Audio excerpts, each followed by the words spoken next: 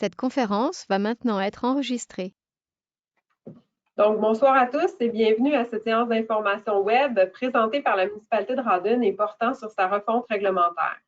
Au cours des 90 prochaines minutes, M. Rémi Racine, adjoint à la direction générale volet développement durable, Luc Bouliane, directeur de l'urbanisme et de l'environnement, ainsi que François Dauphin, directeur général, vous présenteront les changements majeurs que constitue cet exercice de révision des règlements municipaux en matière d'urbanisme et d'environnement. Soulignons également la présence de M. Bruno Guilbeault, maire de la municipalité, ainsi que de Mme Kimberly Saint-Denis, conseillère municipale, et M. Raymond Rougeau et Rénal Brault, conseillers municipaux. Des questions pourront être posées par le chat à la fin de la présentation et seront répondues selon le temps alloué. Pour ce faire, vous n'aurez qu'à cliquer sur l'icône de bulle située en haut à la droite de votre écran.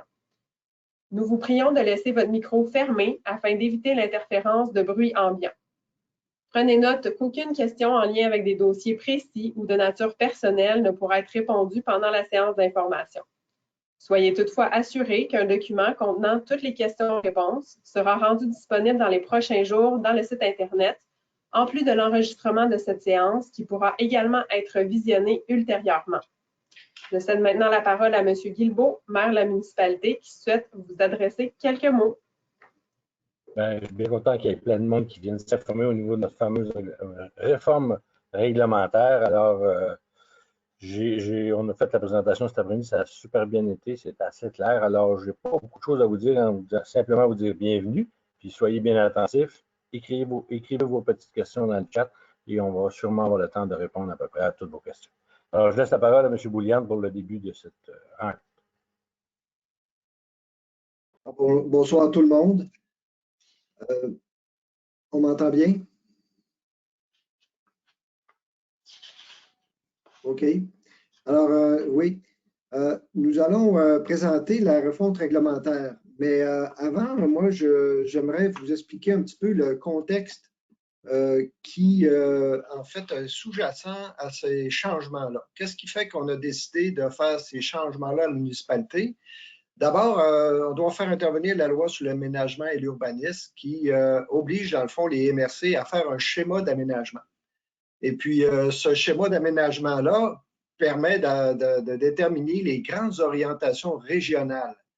Alors, les grandes affectations régionales et les dispositions, certaines normes, si on veut, un paquet d'obligations que les municipalités doivent suivre. Alors, dans la loi, il est prévu de réaliser un plan d'urbanisme à la municipalité de Rawdon. Et puis, ce plan d'urbanisme-là permet d'avoir nos propres orientations à la municipalité et de définir les affectations du sol. Je vous montre un exemple du projet de plan d'urbanisme qui est déposé, qui est bientôt déposé, qui vous montre, dans le fond, les grandes affectations du sol du territoire de Rawdon. On a en jaune les zones agricoles, en vert les zones de conservation, en mauve l'industriel et en rose tout le secteur rural. Les affectations récréo-touristiques récréatives sont en rouge et en orangé. La récréo-forestière en vert et tout ce qui est bleu, c'est les affectations, c'est les qu'on veut planifier en fait au niveau de la municipalité, au niveau de la villégiature. Pardon. Alors, on a présentement un projet de plan d'urbanisme pour le secteur à l'extérieur du périmètre urbain et même chose pour à l'intérieur du périmètre urbain. Donc, ce qu'on pouvait appeler le village, essentiellement. Alors, on a ici les zones, les affectations, pardon, résidentielles en jaune et en orange, l'affectation multifonctionnelle en orangé plus foncé, le centre-ville en mauve, public et institutionnel en bleu, et industriel en mauve, en violet foncé, et en vert, les grands parcs et espaces verts. Alors, ce soir, vous comprendrez qu'on ne pourra pas entrer dans le détail en expliquant précisément qu'est-ce qui a orienté la définition de ces affectations-là. D'ici la fin du mois, vous aurez l'occasion d'avoir en main le plan d'urbanisme pour pouvoir l'analyser plus en détail. Alors, le plan d'urbanisme étant proposé pour s'assurer du contrôle de cette planification-là, on doit faire des règlements d'urbanisme.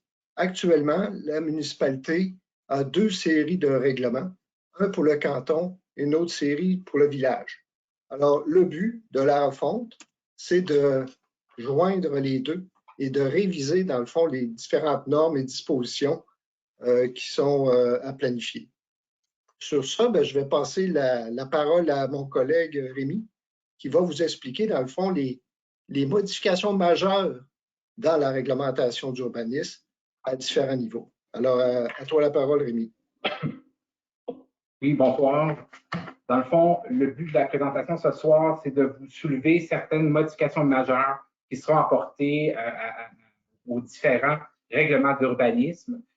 Dans le fond, ces règlements-là vont traduire justement les obligations provenant du schéma d'aménagement, donc dans le but d'en faire la concordance, et effectivement, donc traduit la fusion des règlements village-canton en apportant des modifications et de l'harmonisation de la réglementation aussi. Donc, les règlements d'urbanisme qui sont touchés par la refonte, dans le fond, on a le règlement de lotissement, le règlement de construction, le règlement d'usage conditionnel, les plans d'implantation et d'intégration architecturale. Il y a également le règlement administratif qui est permis et certificat et bien sûr le règlement de zonage qui va faire l'objet de modifications, de refonte, dans le fond, d'adoption de nouveaux règlements en remplacement des règlements actuels. Je vais changer de page.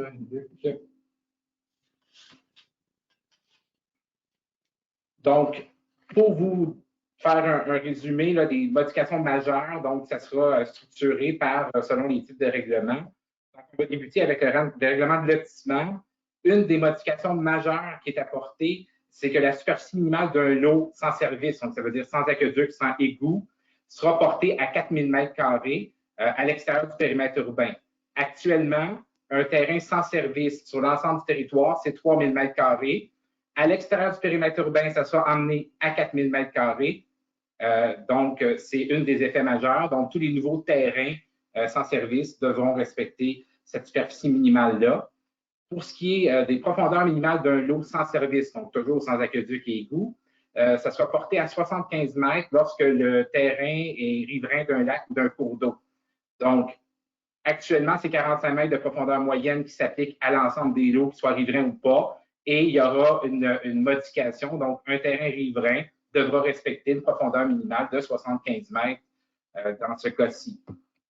Par la suite, l'ouverture de nouvelles rues à l'extérieur du périmètre urbain sera limitée aux zones ligatures de développement, donc des zones qu'on appelle VD, et les zones récréatives intensives, dans le fond, qui s'appellent REC. On va voir à la prochaine page. Je vais être en mesure, sur la prochaine page, de vous citer les emplacements. Donc, dans le fond, visuellement, là où on pourra continuer à ouvrir des rues à l'extérieur du périmètre urbain, dans le fond, c'est là où vous voyez où c'est bleu foncé. Donc, ce sont les zones, les grandes affectations de villégiature de développement. Donc, ça veut dire que les zones qui vont être créées à l'intérieur de ça pourront continuer, sous certaines conditions, là, des minimales à atteindre, continuer à ouvrir des rues à l'extérieur du périmètre urbain ou sinon à l'intérieur de la zone récréative qui correspond à ce qui est en rouge, donc ce qui est localisé au pourtour du centre de ski Montcalm, qui inclut Québec-Camp, Shamrock, jusqu'au parc des Cascades. Donc, c'est les deux endroits à l'extérieur du périmètre urbain où on pourra continuer à ouvrir des rues. Sinon, des rues à l'intérieur du périmètre urbain, également, il y a des zones prioritaires qui seront à respecter également à l'intérieur du périmètre urbain pour les ouvertures de rues. Donc, maintenant, on peut passer au règlement de construction. Le règlement de construction, actuellement, le règlement existant a déjà fait l'objet d'une refonte village-canton en 2016 et il y avait des normes et des ajustements qui avaient déjà été apportés au règlement. Donc, c'est sûr que les modifications ne sont pas majeures nécessairement à l'intérieur de ce règlement-là, mais on va adopter un nouveau règlement de façon à s'assurer de la concordance avec la réglementation adoptée avec l'ensemble des autres règlements. Pour vous faire un résumé, dans le fond, les sujets qui sont traités à l'intérieur du règlement de construction, ça concerne les normes de fondation, de salubrité des bâtiments, Il y a des normes spécifiques applicables, mettons, pour les postes d'essence, les résidences de personnes âgées, concernant les blindages d'une construction. Il y a également les dispositions sur les chantiers de construction, donc ça veut dire propreté, les clôtures de sécurité, etc. Tout ça, toute la gestion des chantiers de construction. Également les normes concernant les constructions inachevées, inoccupées, détruites, dangereuses et incendiées, avec des délais de protection, de clôture, etc. Tout ça. Les mesures d'immunisation des constructions en zone inondable. Donc, quand les constructions sont autorisées dans les zones inondables de 20 ans, 100 ans, bien, on a des obligations d'immuniser les fondations. Il y a un certain nombre de normes et c'est établi par le règlement de construction. Donc, ce n'est pas tous les éléments qui sont traités, mais c'est des éléments majeurs qui sont traités dans le règlement de construction, dans le fond, qui sera adopté.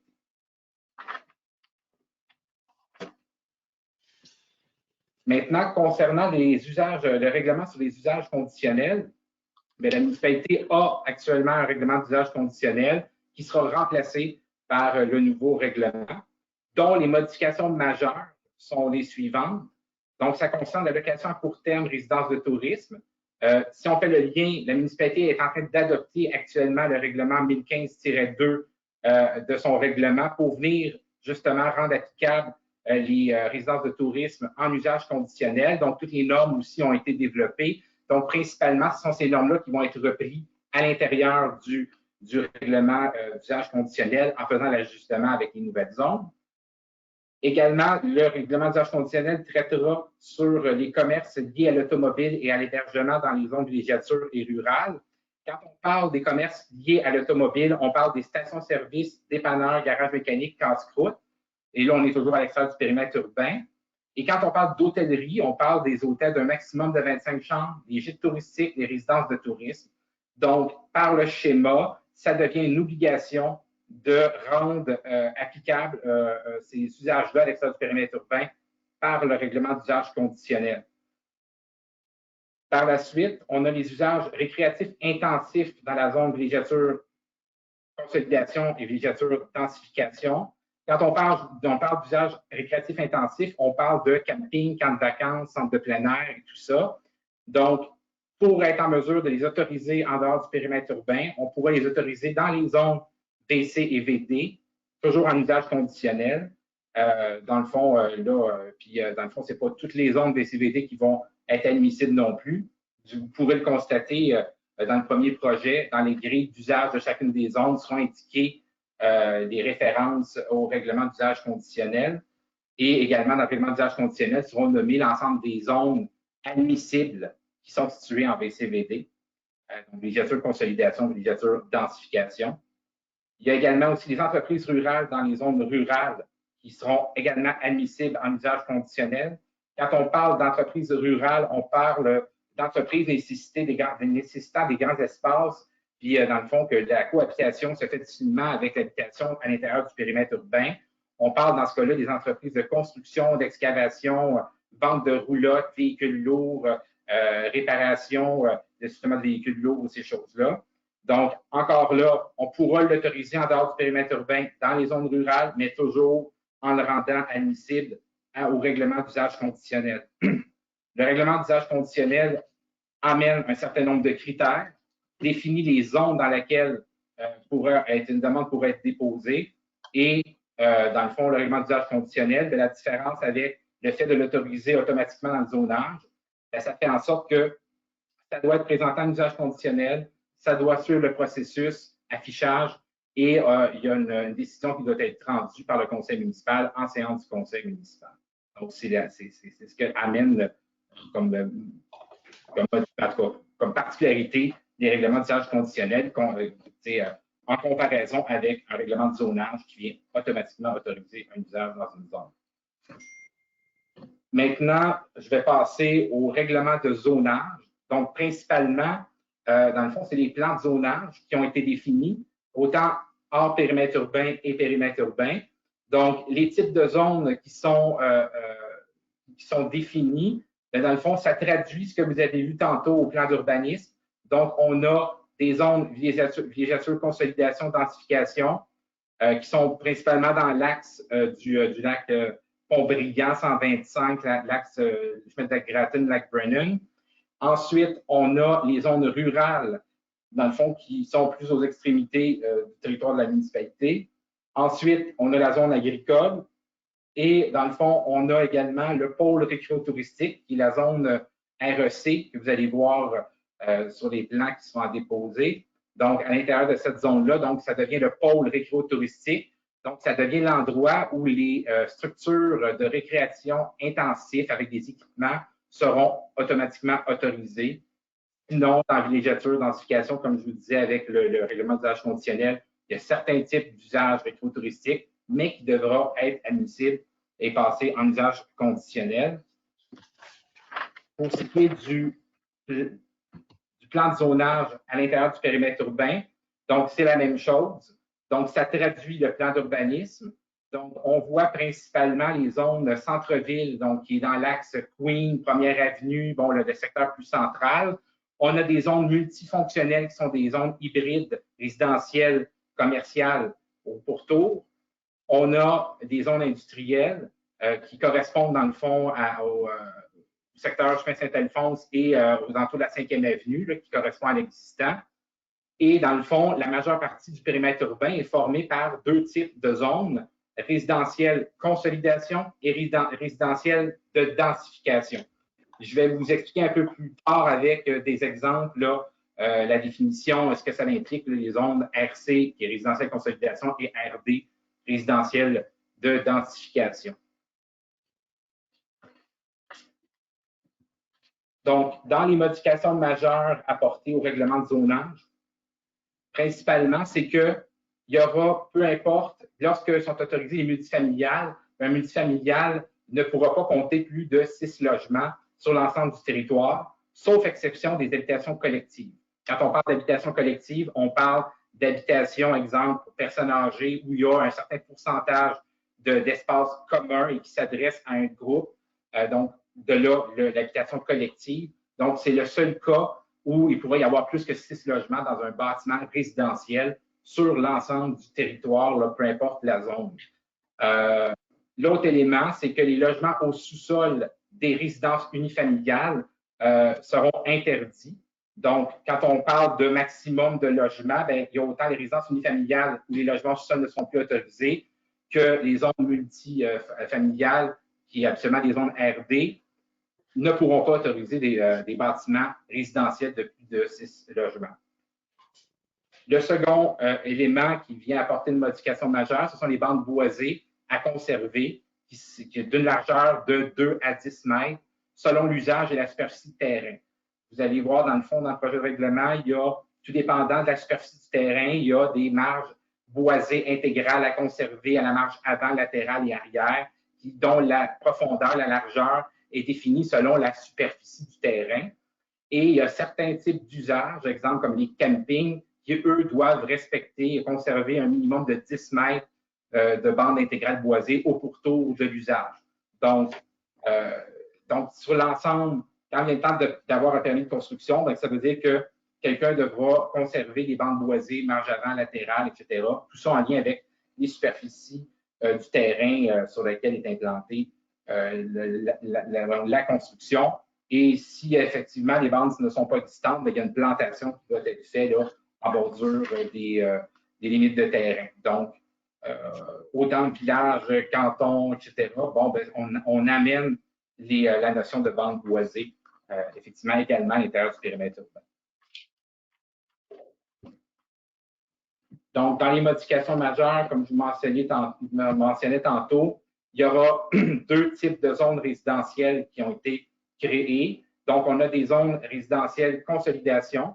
Donc, quand vous allez voir une zone RC, ça veut dire qu'on ne pourrait pas autoriser plus que du triplex. Donc, à l'intérieur des zones RC, on peut autoriser de 1 à 3 logements.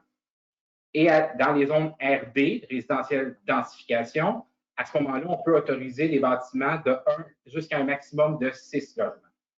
Par contre, ça ne veut pas dire que toutes les zones RC vont autoriser jusqu'à du triplex. Il y a certaines zones RC, exemple RC 1, va peut-être autoriser seulement de l'unifamilial. La RC 2 va peut-être autoriser de l'uni du bi et une autre zone pourra autoriser jusqu'à du triplex. Et la même chose pour les zones RD. Donc, ça ne veut pas dire que c'est toutes les zones RD qui vont nécessairement autoriser jusqu'à du 6 logements. Et dans le fond, le zonage a été établi en tenant compte aussi de la réalité des secteurs, des potentiels de développement. Et vous constaterez que la majeure partie des zones résidentielles à l'intérieur du périmètre urbain sont des zones RC et les zones RD ont été ciblées à certains endroits où il y avait un potentiel de développement et où c'est acceptable d'autoriser plus que 3 logements à l'intérieur de ça. Vous constaterez dans le fond que une très grande majeure partie sont des zones RC. Pour vous mettre en contexte, dans le fond, on voit ici, là, on est sur la 18e avenue, on voit la polyvalente des chutes, 18e avenue en direction de la 11e avenue, Bas-Pont-Brillant. Donc, ici, on voit un peu les types de zones qui sont prévues. Si on regarde la zone RC 28, on est sur la rue Curé-Landry. Donc, ça continue, une zone RC, mais c'est de l'unifamilial seulement qui est autorisé. La zone RD-21, dans le fond, on vient autoriser jusqu'à du triplex pour concorder aussi avec l'existant. C'est là que se sont construits les multifamiliales. Et dans la zone RD-15, qui est le terrain qui reste à développer en arrière, effectivement, donc, on pourra venir autoriser jusqu'à du 6 logements à l'intérieur de cette zone-là. C'est un peu la répartition des zones, bon, mettons dans ce secteur-là. Donc, des secteurs déjà développés, on le prend en considération l'existant. Et dans la zone RD15 qui n'est pas développée, bien, effectivement, donc ça fait partie des terrains disponibles où il y a des priorités d'ouverture de rue qui viennent permettre la construction de multifamiliales, mais d'une façon ou d'une autre, dans les zones RD, à part les habitations collectives, on ne pourra pas autoriser des bâtiments résidentiels ayant plus de 6 logements. Pour vous mettre en contexte, la même chose, ici, dans le fond, on vous montre la rue Albert, entre la 1e et la 6e avenue. Donc, constaterez que dans le fond, que la rue Albert, les zones ont été fractionnées de façon à refléter la réalité. Exemple, comme dans la zone RD22, là, entre la 1e et la 2e, ça sera maximum du triplex. Dans la zone RD2, qui est entre la 2e et la 4e avenue, ben, on retrouve déjà du multifamilial de même plus que 6 logements à l'intérieur de ça. Donc, ça veut dire que les habitations multifamiliales d'un maximum de 6 logements seront autorisées dans RD2. Et si on va voir, mettons, la zone RD5, la zone RD17, ben, c'est de l'unifamilial qui sera autorisé maximum pour se cadrer à l'existant à l'intérieur de ces zones-là. Donc, c'est un peu dans cet esprit-là, dans cette logique-là que les zones ont été établies sur le territoire et que vous allez pouvoir en prendre connaissance. Et de toute façon, chacune des zones dans le règlement qui sera déposé, chacune des zones possède une grille. Donc, et dans la grille, donc, ça veut dire que vous allez pouvoir voir, mettons, pour la zone RD-3, il va y avoir une page multinuméraire, une grille dans laquelle seront marqués les usages, les marges, etc., tout ça, qui va simplifier la lecture des usages et des normes qui est applicable spécifiquement à une zone. Donc, vous pouvez les consulter. Ça fait à peu près 250 zones aux alentours de ça qui sont intégrées au règlement. Maintenant, par rapport à la protection de l'environnement, il y a eu des ajouts de conditions pour protéger l'environnement. L'ajout de ces conditions-là ont eu un effet sur justement le développement. Ça a un effet sur l'établissement des zones, des affectations et tout ça, tout dépendant de ce qu'on peut continuer à faire et des limitations apportées par chacun des éléments qui ont été intégrés. Pour ce qui est sur le territoire de la municipalité, on a une héronnière. Donc, si vous constatez, aux côtés du lac Clair, aux limites de Jersey, on voit un cercle en mauve. Donc, ça localise, dans le fond, une héronnière. La partie qui est en mauve foncé, donc ça veut dire qu'il n'y a aucune construction qui pourra se faire. Il y a des dispositions au niveau des boisements qui vont être applicables à cet endroit-là.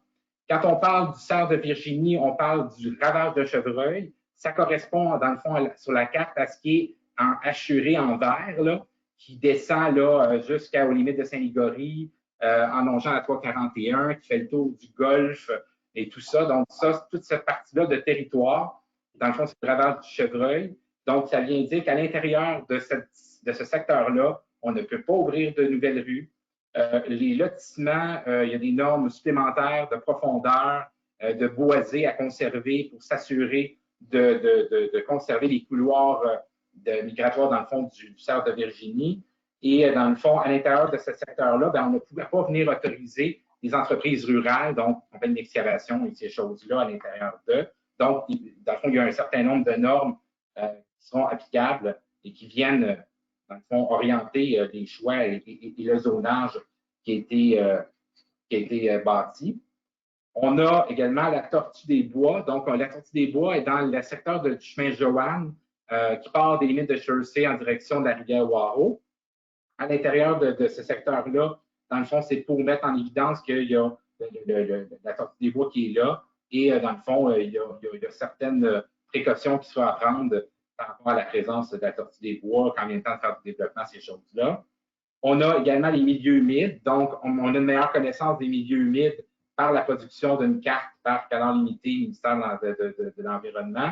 Donc, effectivement, ça sera plus facile. Donc, on est capable de plus identifier les emplacements des milieux humides. Donc, quand il vient le temps de faire des constructions, etc., on est plus en mesure d'orienter, demander des précisions, s'assurer du respect des milieux humides dans ce cas-là. Et ce qui est particulier, c'est que pour les projets de développement, incluant les ouvertures de rue, dans le fond, il y a une étude de caractérisation environnementale, incluant l'identification de l'ensemble des milieux humides et de tous les éléments environnementaux, là, dans le fond, autant grenouilles, plantes, oiseaux, etc., donc qui devraient être définis pour venir démontrer que le projet de développement, les limitations de déboisement, etc., respecteront l'ensemble des normes environnementales. On parle également d'aires d'intérêt naturel. Quand on parle d'aires d'intérêt naturel, on inclut là-dedans, dans le fond, les paysages patrimoniaux. Les paysages patrimoniaux, vous les voyez sur la carte, dans le fond, c'est ce qui est identifié en orange. Donc, principalement, ils longent le chemin du lac Morgan, le chemin Bel-Air, une partie du chemin Saint-Alphonse, le chemin d'Air et le chemin Forêt. Donc, ce qui veut dire qu'à l'intérieur de ces secteurs-là, dans le fond, il y a eu une reconnaissance justement de la particularité du paysage patrimonial existant. Et quand viendra le temps de faire des transformations de bâtiments, construction, il y a un certain nombre de normes qui sera à établir et dans le fond, qui pourra se traduire par justement l'intégration d'un PIA, donc un plan d'implantation et d'intégration architecturale. Ça aussi, ça sera à discuter et à préciser selon un certain nombre de critères et d'évaluation. Et dans le fond, quand on parle d'exploitation forestière, principalement, les mises à jour, c'est pour venir, dans le fond, pour venir traduire tout le vocabulaire qui est utilisé autant par les professionnels, le ministère et tout ça. Donc, ça va venir permettre d'uniformiser le vocabulaire et les normes applicables en exploitation forestière qui va justement traduire les capacités du territoire et les souhaits, effectivement, et les pourcentages de déboisement et les procédures et les productions de prescriptions sylvicoles et tout ça. Donc, tout ça est défini par cette portion-là du règlement qui traitera de l'exploitation forestière.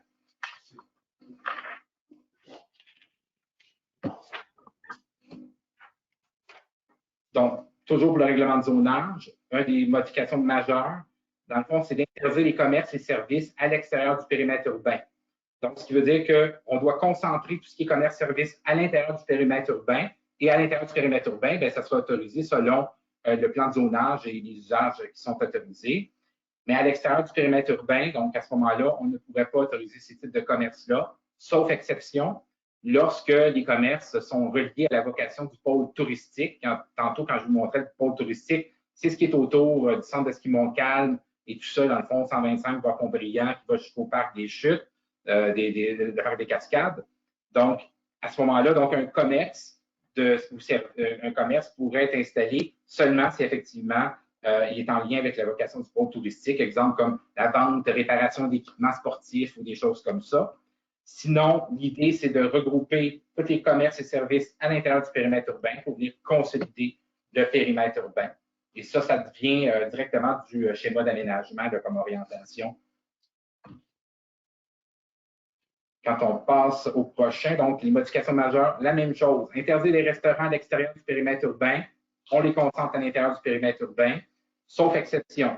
Donc, les exceptions, c'est lorsqu'un restaurant sera à l'intérieur d'un hôtel d'hébergement ou un usage récréatif.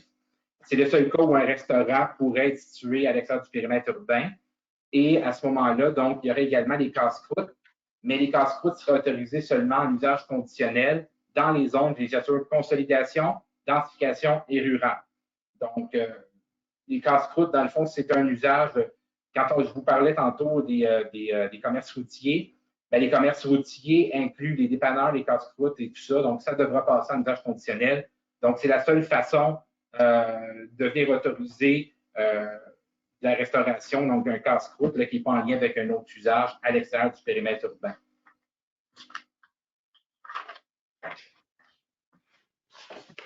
Ce qui va être intégré au règlement. Donc, actuellement, on n'a pas de normes, on ne vient pas autoriser les projets intégrés. Et dans le fond, il y a des normes qui seront intégrées au prochain règlement. Dans le fond, qu'est-ce que c'est qu'un projet intégré? Bien, un projet intégré, ça permet de mettre plusieurs bâtiments principaux sur un seul et même terrain. Donc, au lieu d'être obligé d'ouvrir une rue publique, de diviser des terrains individuels et de construire de façon individuelle sur chacun des terrains, bien, ça demeure un seul et grand terrain. Les allées, ça reste des allées privées avec un certain nombre de constructions. On a la répartition des bâtiments principaux. Souvent, il y a un partage de différents éléments. Ça permet de conserver des espaces communs disponibles à l'ensemble des propriétaires. Donc, il peut y avoir des avantages à utiliser les projets intégrés. Dans les projets intégrés, on a trois types de normes, trois types de projets intégrés, donc dans les normes qui seront à établir. Donc, le premier type, c'est résidentiel à l'intérieur du périmètre urbain, donc qui seront autorisés dans certaines zones spécifiques là, qui sont identifiées à chacune des grilles des zones. On a le résidentiel à l'extérieur du périmètre urbain, donc qui peut être autorisé dans les zones de législature consolidation, législature développement. Et on a le troisième type qui est, dans le fond, un projet intégré récréo-touristique qui pourrait, lui, être autorisé dans la zone REC, qui est la zone récréative intensive, autour là où est situé le pôle récréo-touristique. Et dans le fond, au projet intégré, il y a également un PIA qui doit être adopté pour venir s'appliquer à ces différents types de projets intégrés. Donc, ce sera une option de développement également qui sera disponible au prochain règlement. Et pour, à la finale, dans le fond, les modifications majeures, quand on parle des campings, effectivement, on pourra venir autoriser les campings en dehors du périmètre urbain.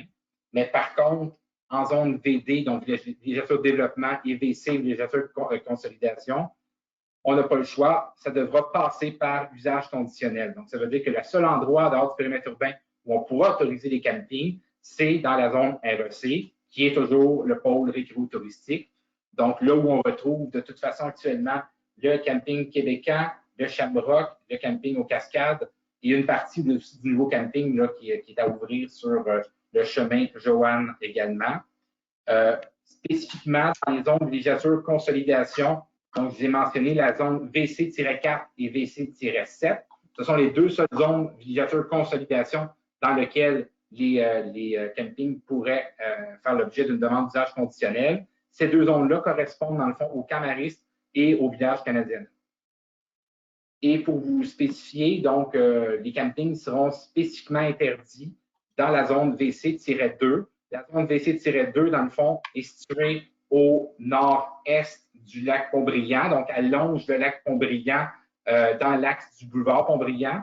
Et dans le fond, elle part des limites du périmètre urbain, là, dans le fond, dans le bout de la rue Overdale, et elle se rend jusqu'au parc des Cascades. Donc, dans tout cet axe-là, toute cette zone-là, BC-2, bien, il est clair qu'il ne serait pas admissible la présentation en usage conditionnel de projets de camping à l'intérieur de cette zone-là. Donc, pour ma part, ça fait le tour, dans le fond, des éléments majeurs qui sont à apporter. Il y en a plein d'autres, mais effectivement, donc, tout ça va se traduire dans le projet de règlement, dans les projets de règlement, parce qu'il y aura zonage, construction, usage conditionnel à déposer et ainsi de suite. Donc, maintenant, je laisse la parole, dans le fond, à Anouk, Mme Desbeaux, pour la période de questions. Merci beaucoup, M. Racine. Donc, on est maintenant rendu à la période de questions.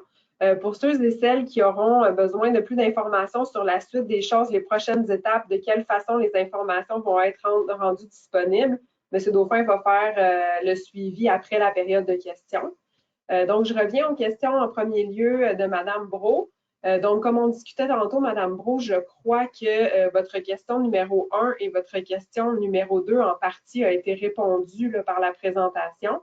On va peut-être commencer par la sous-question numéro 2. Pour les logements collectifs, quel sera le nombre d'étages permis et quel sera le maximum de logements? Donc, peut-être plus au niveau du nombre d'étages, M. Racine? Au niveau du nombre d'étages, dans le fond, tout dépendant de la zone dans laquelle ils vont s'intégrer. Si dans la zone, c'est 2 étages, ça peut être 2 étages. Dans le fond, c'est la zone qui vient définir le nombre d'étages maximal. Donc, il y a certains endroits où ça peut aller jusqu'à 3, 4, tout dépendant de la localisation de la zone. Parfait, merci. A-t-on prévu de garder le cachet historique de l'ancien Rawdon? Petite maison accessible à de futurs propriétaires, conservation de l'environnement, arbres, rues et trottoirs larges, pistes cyclables. Dans le fond, pour ce qui est c'est sûr que dans le fond, pour structurer, on aura des dimensions minimales, exemple pour les bâtiments résidentiels qui seront exigés, mais après coup, si quelqu'un construit et s'il respecte les dimensions minimales exigées pour un bâtiment, et s'il n'y a pas de PIA qui cadre, dans le fond, le règlement de zonage n'ira pas gérer à quoi ressemblera la résidence. Donc, c'est plutôt dans un cas d'un PIA où on peut gérer l'esthétique ou comment s'intègre un bâtiment dans son secteur. Pour ce qui est justement de la protection des arbres lors des constructions, il y aura les notions de bandes boisées qui seront applicables minimalement, là, tout dépendant de la grandeur du terrain. Donc, c'est sûr que quelqu'un qui construit sur un terrain de 50 par 100 dans le village, bien, les marges des bandes boisées sont inférieures à si quelqu'un construit une résidence sur un terrain je sais pas moi, de 35 000 pieds carrés en dehors du périmètre urbain. Donc, la bande boisée dans le village sera de 3 mètres comparativement à 6 mètres minimal exigé ailleurs. Donc, ça viendra ceinturer les constructions, donc de chacune des constructions, pour ce qui est de ça. Là, pour les autres aspects de la question, il y avait plusieurs autres volets. Là. À nous, si tu veux juste me rappeler des... En fait, on parlait du cachet historique de l'ancien Rawdon, donc on comprend que ça va passer par le PIA. Pour la suite, c'était vraiment au niveau de la conservation de l'environnement, mais peut-être plus au niveau infrastructure, donc les rues, les trottoirs plus larges, des pistes cyclables, est-ce que ça rentre à l'intérieur de nos règlements? Bien, les largeurs de trottoirs, non. Les pistes cyclables, bien, ça fait partie justement donc c'est identifié au plan d'urbanisme, etc. Ça fait partie des grandes orientations, mais je n'ai pas d'éléments spécifiques le traitant à l'intérieur du règlement de zonage. Parce que c'est plus effectivement des orientations municipales de développement de son réseau cyclable, donc qui est mentionné dans le plan d'urbanisme, mais effectivement, donc il n'y a pas de normes spécifiques établies pour une piste cyclable ou ces choses-là à l'intérieur du règlement de zonage. Mme Poitras, si je peux rajouter un commentaire oui. sur cette question-là. Parallèlement à l'adoption de notre réforme de règlement, le Conseil va déposer à la séance du mois de mars, le 10, un avis de motion pour créer un comité qu'on appelle de démolition, qui par la suite va devenir aussi un comité local du patrimoine. Et c'est à travers ce comité-là qu'on va voir régir le bâti, ce qui est bâti actuellement, ce qui est historique, pour qu'on le conserve et qu'il y ait des normes très précises quand quelqu'un va vouloir soit le modifier, soit le démolir. Il va y avoir des règles très précises. Donc, oui, effectivement, le Conseil a à cœur de garder son patrimoine bâti historique et on va commencer la démarche parallèlement à celle des règlements dès la séance du 10 mars. Parfait, merci. Y a-t-il actuellement des permis de construction de 6 logements et plus qui sont accordés? Si oui, seront-ils soumis à l'ancienne ou à la nouvelle réglementation? Dans un cas, si la demande a été déposée, si la demande avait été déposée avant l'avis de motion, bien, effectivement, donc, le permis a pu être émis. Je n'ai pas en tête là l'ensemble des permis qui ont été émis. Peut-être que Luc pourra apporter plus de précision sur ça. Mais si on compare, par exemple, mettons, le bâtiment de 12 logements qui est en construction actuellement au coin de la 4e avenue et la rue Albert, c'est qu'ils ont obtenu leur permis de construction avant l'avis de motion qui a été donné. Donc, l'avis de motion qui apporte un effet de gel. Donc, quelqu'un déposerait une demande de permis de construction actuellement pour un bâtiment supérieur à 6 logements. Bien, l'effet de gel qui est actif avec la résolution qui a été faite du Conseil le 10 février dernier, dans lequel c'est clairement indiqué qu'aucun bâtiment de plus de 6 logements, bien, ça veut dire qu'à partir de là, on ne serait plus en mesure d'émettre des permis de construction pour les bâtiments de plus de 6 logements. Je ne sais pas si c'est clair ou si... Oui, ça va. Dernière question de Mme Brault. Sans doute que M. Dauphin, vous allez pouvoir y répondre. En s'appuyant sur la COVID, y a-t-il urgence de remettre un projet de règlement pour approbation? Pour vous répondre, non, il n'y a pas. Oui, il y a urgence. Le conseil municipal veut, malgré la pandémie, modifier ses règlements. Ce que ça va entraîner, dans le fond, c'est la démarche qui est un petit peu différente au niveau de la tenue de l'Assemblée publique de consultation. C'est ce qui va faire la différence entre l'ancienne façon de procéder et celle que le gouvernement exige à cause de la COVID. Je m'explique rapidement. Normalement, c'est une Assemblée publique de consultation. On l'affiche, on vous invite à participer. Vous donnez vos commentaires, vous donnez vos questions, vous donnez également vos recommandations au conseil sur ce que vous pensez que devrait être le plan d'urbanisme et les règlements. Et après avoir fait ça, bien, on continue le processus. Actuellement, à cause de la COVID, cette Assemblée publique-là deviendrait une Assemblée publique par écrit où vous auriez un certain nombre, les citoyens auraient un certain nombre de journées pour nous envoyer commentaires et questions que le Conseil se doit de répondre aux citoyens avant l'adoption, évidemment, du second projet de règlement. Et par la suite, après cette période-là, bien, le Conseil peut adopter son second projet et on continue la procédure que je vous expliquerai un petit peu plus tard. La seule différence entre COVID et pas COVID, c'est l'aspect public en personne de la rencontre de consultation. Merci beaucoup. Une question de Mme Bernier. Est-ce que les commerces à vocation agro-touristique seront touchés par l'interdiction des commerces et services à l'extérieur du périmètre urbain? Monsieur Racine? Il y a certains types, justement, de commerces agro-touristiques qui peuvent être autorisés en zone, mettons, en zone agricole. C'est sûr qu'il y a un encadrement, il y a certaines normes. Vous pourrez en prendre connaissance, c'est sûr, de façon détaillée dans le prochain règlement. C'est sûr que bon, il y a certains éléments, par exemple, comme les résidences de tourisme, ne pourront pas faire l'objet d'une demande d'usage conditionnel à l'intérieur de la zone agricole. Exemple, certains usages, dans le fond, ça va dépendre aussi parce qu'il va y avoir certains usages qui, si, exemple, ils ont déjà eu une autorisation de la Commission de protection du territoire agricole, il y a déjà des droits acquis sur la possibilité de le faire, mais il y a certains types d'usages également qui pourront continuer à être faits. Donc, il faudrait que, si vous voulez me préciser, si vous avez un projet, quelque chose de plus précis, on sera en mesure de vous répondre de façon plus précise dans un cas plus spécifique. Parfait, merci beaucoup. On a maintenant plusieurs questions de M. Weiss-Altaner.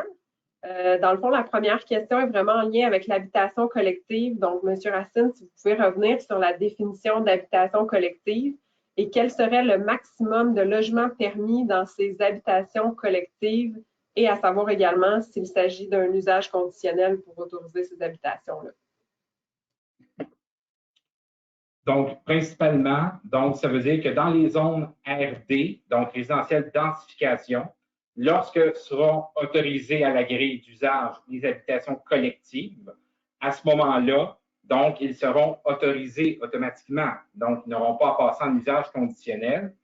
Et la définition d'une résidence, d'une habitation collective, exemple, c'est qu'on a au moins 10 de la superficie du bâtiment qui est consacrée à des espaces communs pour des services, etc.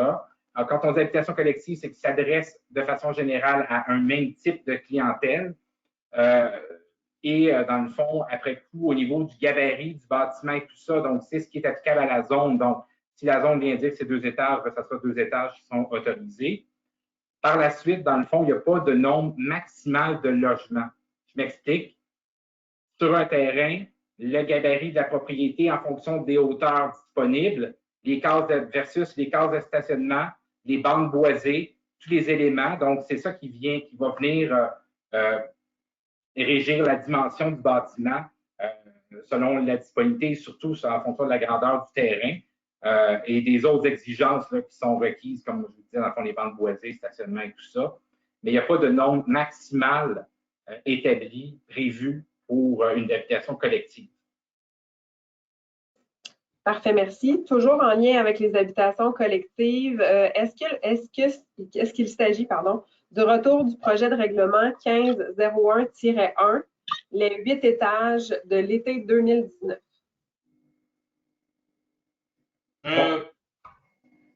Monsieur Dauphin? Je vous laisse répondre, M. Dauphin.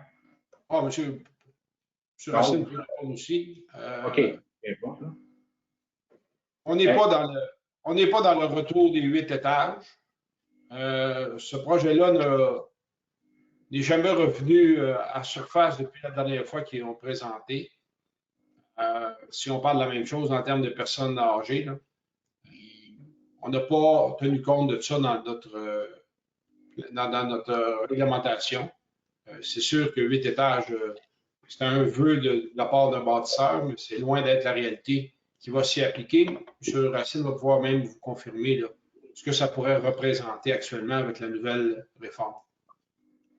Effectivement, donc si on parle du même projet, dans le fond, qui avait fait un début de modification du règlement d'usage conditionnel, maintenant, si on se réfère à la grille de zonage qui sera applicable à cet endroit-là, c'est que là, on a déjà un bâtiment de 4 étages qui est existant.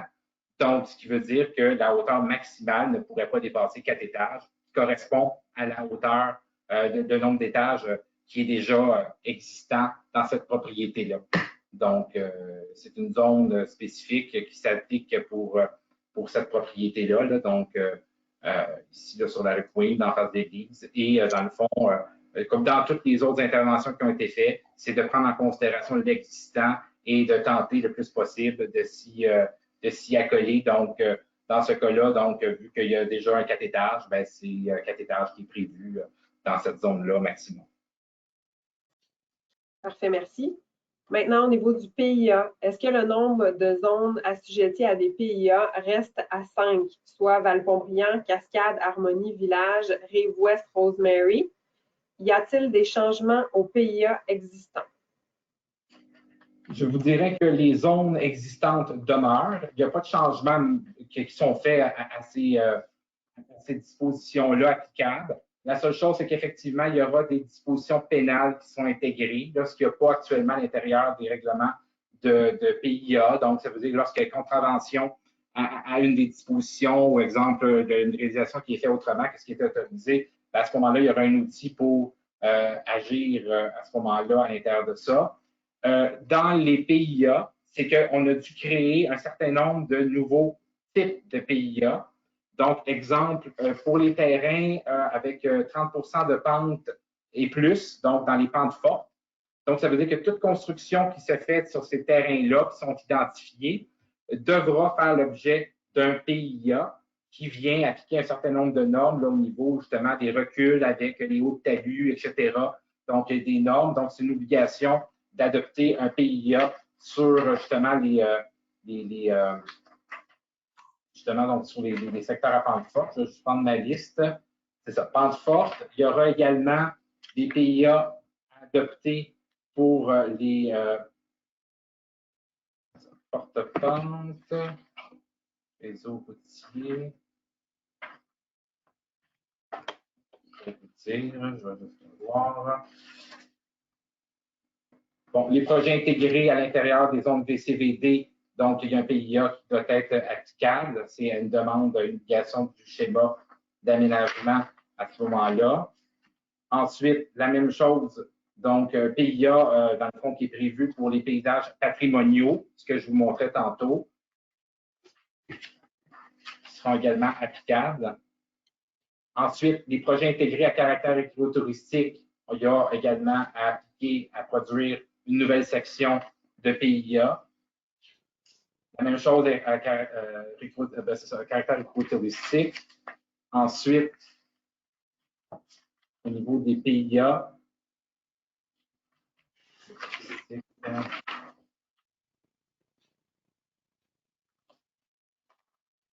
ensuite, oui, dans le fond, il y a une obligation d'application d'un PIA sur la route 125 au niveau des enseignes détachées et attachées. Donc, ça veut dire que sur la route 125, à ce moment-là, donc, toute enseigne qui est installée, à ce moment-là, devra passer par un PIA. Donc, question de qualité visuelle de l'ensemble des enseignes sur la route 125. Et ça aussi, c'est une obligation qui découle du schéma d'aménagement d'adopter un PIA dans ce sens-là. Donc, oui, des PIA existants demeurent et il y a des PIA spécifiques, plutôt pas nécessairement à des zones, à des situations qui doivent être produites. Parfait, merci beaucoup. Donc, toujours pour M. Weiss-Altaner, deux dernières questions. Donc, une concernant les zones, et ça répondra également à la question de M. Vosgovenko. Donc, concernant la mise à la disposition là, de la population des documents qui vont être rendus publics, M. Poufin va répondre à toutes ces questions-là à la suite de la période de questions pour les prochaines étapes.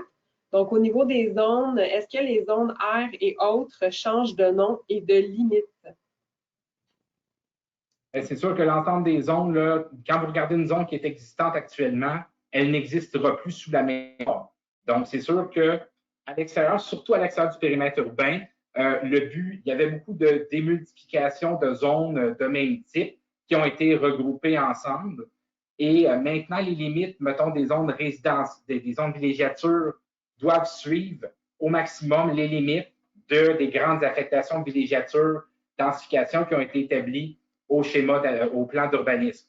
Donc, un découle de l'autre, on a le schéma, on superpose le plan d'urbanisme et on superpose à tout ça la grille de zonage. Donc, oui, effectivement, les zones existantes n'existeront plus.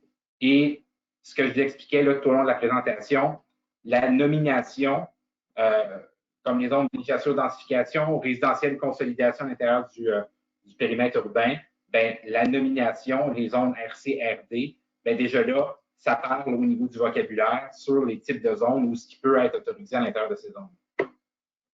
Parfait, merci beaucoup. La dernière question de M. Weiss-Altaner, on a eu la même question à la séance d'information précédente, donc concernant la zone R1-16. Donc, je pense qu'on pourrait facilement répondre qu'il sera préférable de consulter les grilles quand ils vont être mis à la disposition là, dans notre site Internet ou sur présentation à l'Hôtel de Ville, on va pouvoir vous en remettre des copies.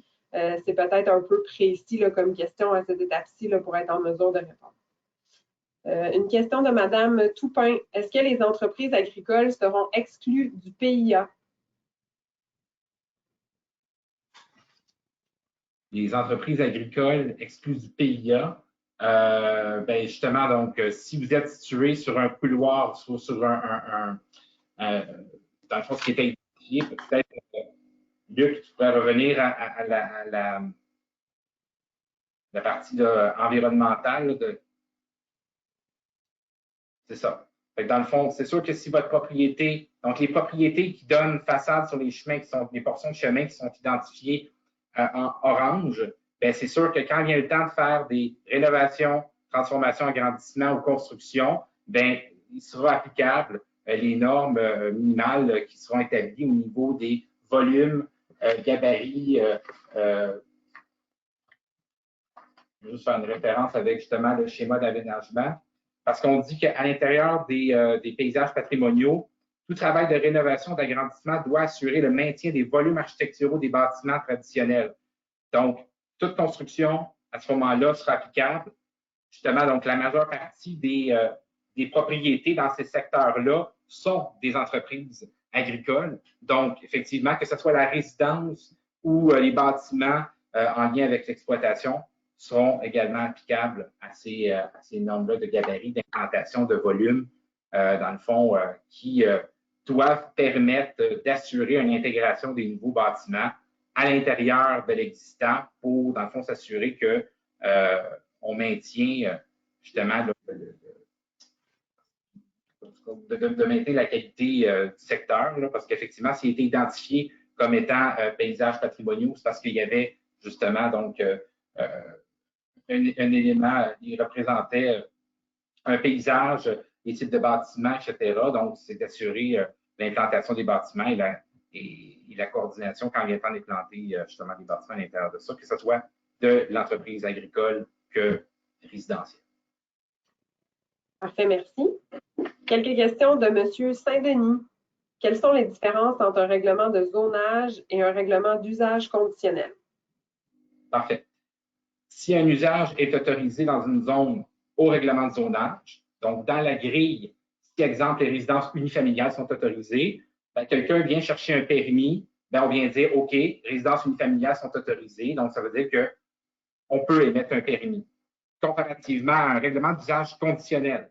Donc, ça veut dire qu'il n'est pas automatiquement autorisé, il est traité par le règlement d'usage conditionnel. Donc, on est venu dire que cet usage-là qui est nommé peut être admissible en usage conditionnel. Il faut que la zone en question soit également nommée. Donc, je ne sais pas moi, les résidences unifamiliales dans les zones RC2, exemple, il faut que ça soit admissible, il faut que la zone soit nommée. Et ça, à ce moment-là, ça rend une demande admissible en usage conditionnel. L'usage conditionnel, ça implique que ce n'est pas automatiquement autorisé.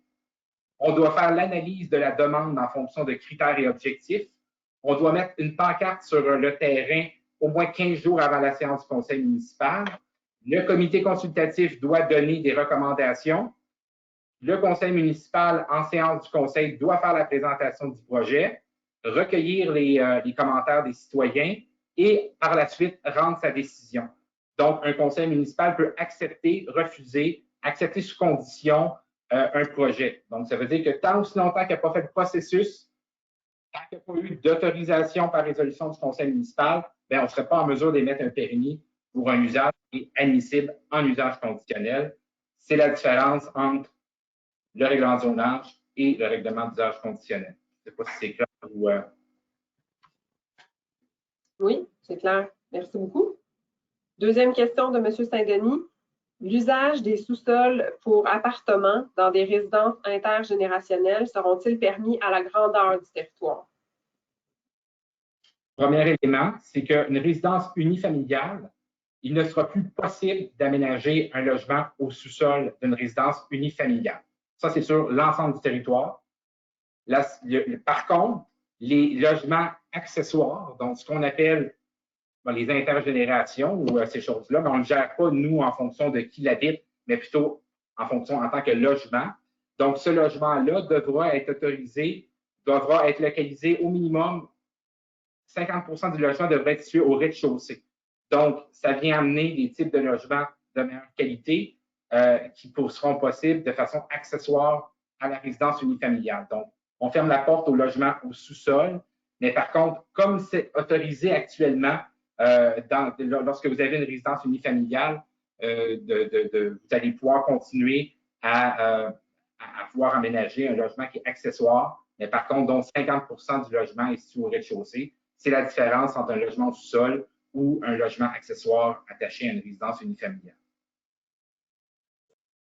Parfait, merci beaucoup. Dernière question de M. Saint-Denis. Les commerces déjà établis en zone résidentielle devront-ils fermer ou pourront-ils continuer?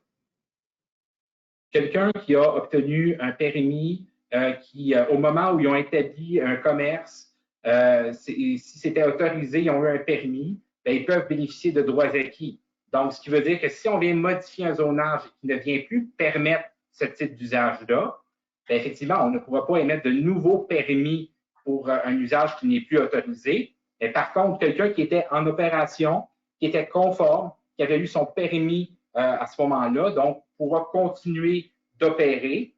Par contre, s'il veut faire une expansion, un agrandissement de son usage, à ce moment-là, il y a des limitations puisque cet usage-là ne sera plus autorisé dans un nouveau règlement. Mais non, effectivement, ça ne vient pas dire que du jour au lendemain, on va exiger quelqu'un de fermer un commerce parce qu'il n'est plus autorisé dans le zonage. Ça, ce n'est pas un pouvoir municipal. Parfait, merci. Une nouvelle question de Mme Toupin. Est-ce que l'on peut utiliser le sous-sol d'une maison pour y installer un logement dans le milieu du village? Donc, sans doute que vous venez un peu d'y répondre, M. Racine. Effectivement, donc sur l'ensemble du territoire, peu importe, village, hors PU, peu importe, on ne pourra plus aménager de logement au sous-sol d'une résidence. Donc, un logement qui est à 100% au sous-sol ne pourrait plus être possible. Parfait, merci. Une question de M. Cyr. Vous mentionnez des changements aux normes de construction résidentielle. Pouvez-vous préciser? Est-ce que ces modifications font partie du présent projet de modification réglementaire, comme par exemple modification des marges, des pourcentages d'occupation de terrain, de superficie minimale de construction? Oui, effectivement. Donc, vous allez constater que pour chacune des grilles, fait que dans le fond, chaque zone aura une grille. À l'intérieur de cette grille-là, ça vient établir les marges minimales qui seront exigées. Donc, exemple, si on part avec des zones de villégiature V2 qui étaient existantes, qui venaient autoriser 10 mètres de marge, actuellement, le 10 mètres va être conservé. Donc, on prend en considération les usages des marges déjà applicables. C'est sûr que dans certaines zones ou certains secteurs où c'était très dense, mettons des secteurs construits dans les années 60, puis que les tarifs ont 100%, puis qu'actuellement, on appliquait les 10 mètres de marge avant, bien, ce n'était pas logique à ce moment-là, donc ça passera à 7,5 mètres.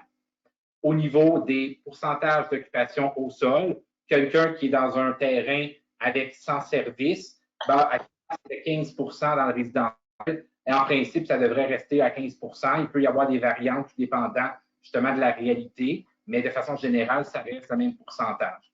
Au niveau des superficies minimales exigées pour les bâtiments, actuellement, on demandait, exemple, pour un bâtiment résidentiel d'un étage, un minimum de 9 mètres de façade. Donc, ça passe à 7 mètres. Et au niveau de la superficie minimale, au lieu d'avoir 63 mètres carrés, on tombe à 50 mètres carrés. Donc, ce qui veut dire que le minimum de superficie d'un bâtiment résidentiel a été réduit. Donc, à ce moment-là, donc, on tombe avec des superficies de maison minimales moins restrictives que ce qu'on avait.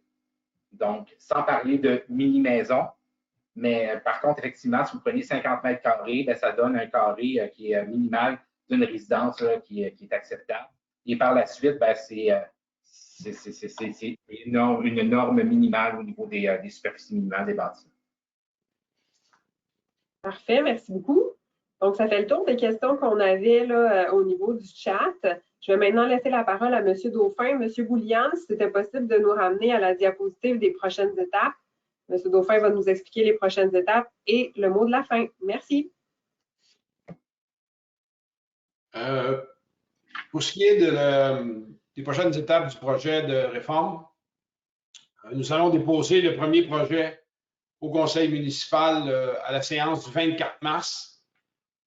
Ce premier projet-là va permettre de constituer l'effet de gel, va permettre de rendre public tous les documents, que ce soit plan de zonage, que ce soit tous les règlements, tout ce que vous avez besoin pour bien comprendre les nouveaux règlements et les nouvelles formes. Entre autres, tout ce qui s'appelle fiches et les grilles. Ça, c'est un outil qu'on n'avait pas dans le passé. Quand vous veniez nous voir, on vous donnait un paquet de feuilles, on vous disait allez lire ça, puis essayez de comprendre que telle zone, il y a telle marge, il y a telle occupation du territoire, etc. Ça a été remplacé par, comme disait Rémi, par environ 250-280 fiches, qui va vous permettre plus facilement de voir ce qui est permis et ce qui ne l'est pas permis. Donc, tout ça, tout ce matériel-là va être disponible dès l'adoption du premier projet, soit le lendemain du 24 mars. Par la suite, on va déterminer si l'Assemblée publique de consultation sera une en présentiel ou bien sera une séance par écrit. Ça, c'est sûr qu'on est lié aux décisions du gouvernement. On va aller au maximum de nos limites parce qu'on a un temps à respecter pour l'avis de motion qu'elle soit encore valide. Mais du moment qu'on va avoir des déroulements, vous allez être tenus au courant de la forme d'une façon ou d'une autre. Nous allons vous avertir sur le type de consultation publique que nous allons faire. Par la suite, quand cette consultation-là sera faite, ça permettra de déposer le deuxième projet au conseil municipal. Par la suite, il y aura le principe qu'on appelle de demande de participation au référendum. Si les gens ne sont pas satisfaits du deuxième règlement, etc., ils ont des mécanismes qui peuvent revendiquer auprès du conseil municipal. Ça ne change pas. Ça va être expliqué également dans le document qu'on va vous fournir. Donc, globalement, on poursuit la démarche. On est ce soir à 2 séances d'information, une cet après-midi, une ce soir. On va déposer le projet le 24 et on va vous tenir au courant de tout l'aspect de la consultation publique auprès du conseil municipal. Pour ce qui est du mot de la fin, je veux remercier tout le monde, toute la participation à la fois du conseil municipal et des différents directeurs. C'est un grand projet, c'est un projet ambitieux, mais on voit de plus en plus, en tout cas suite aux questions que vous nous avez posées ce soir et aux questions qui ont été posées cet après-midi, que notre plan va bien. Je pense qu'on va réussir à bien cerner les préoccupations des randonnois. Fait que je tiens à vous souhaiter une bonne fin de soirée. Je vais laisser, si M. Guilbeault n'est pas parti, je vais lui laisser le mot de la fin. Et je demanderai à mon comité de rester en ligne, s'il vous plaît, pour décider quand nous allons pouvoir mettre la présentation actuelle en ligne pour que les gens puissent la visionner. Écoute, c'est sûr que je m'adresse à tout le monde qui sont encore là. C'est sûr que c'est beaucoup d'informations. C'est beaucoup d'informations techniques, mais quand vous allez avoir les papiers en main, vous allez voir, c'est beaucoup plus simple à comprendre. Si nous, on compare à ce qu'on avait avant au niveau de la réglementation, vous allez voir, c'est vraiment, quand vous allez comprendre le principe des fiches, c'est vraiment un jeu d'enfant. Même si le jeu d'enfant peut comporter à peu près 250 fiches, là, mais à la base, vous allez voir, puis tous les commentaires, nous, on l'a vu, on l'a revu à plusieurs reprises. Rémi, ça fait plus qu'un an qu'il travaille là-dessus. C'est sûr qu'il y a peut-être des choses qu'on n'a pas vues, mais le but d'une information comme ce soir et après la séance du 24, c'est que les gens vont s'asseoir, ils vont regarder, ils vont peut-être trouver des petites choses qu'on n'a pas pensées ou auxquelles on pourrait faire des modifications. C'est pour ça qu'on a une obligation d'avoir cette fameuse assemblée publique. Entre-temps, je vous dis merci d'avoir été là. C'est beaucoup d'informations, mais vous allez voir, on va finir par passer au travail. Alors, merci à tout le monde. Merci Anouk, Rémi, Luc, François. Anouk, merci de votre présence, puis je pense que ça s'est super bien passé.